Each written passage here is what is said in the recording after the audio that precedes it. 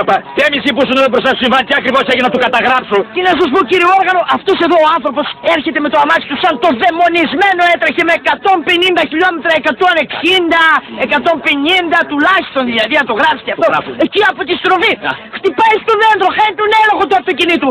Για 3 στροφές έφερε το αυτοκίνητο πάνω στον αέρα, σκάει εδώ, πετάγεται αυτός από τον παρμπλέις και πέφτει εκεί που τον βλέπετε βέβαια. Ζει ο άνθρωπος, αλλά αναστατωθήκαμε εδώ στο χωριό, δεν ξέρουμε τι να κάνουμε, καταλάβετε. Γι' αυτό είμαι εγώ εδώ, ρε. Μάλιστα. Θα κουθεί. Θα το αφήνω εγώ να αναστατωθείτε, τραβήξτε. Να πείτε ότι βοήθησα. Ναι, τραβάω γραμμή και γράφω το συμβάν. Έχουμε ένα τραυματία ολοκληρωτικά μέσα στο χαντάκι πιταμένο. Φιλιό, αναλυτικά. Πουδάρ δεξί στο χαντάκι.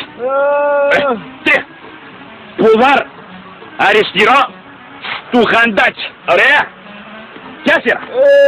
Σε σκάσει και ακίνητος καταγράψει συμβάν. Σερ δεξί στο χαντάκι. 5. Σερ αριστερό στο χαντάκι. 6. Κεφάλι στην... Ωραία, αυτή η καντιμιάρη να με κυνηγά αυτή η 6.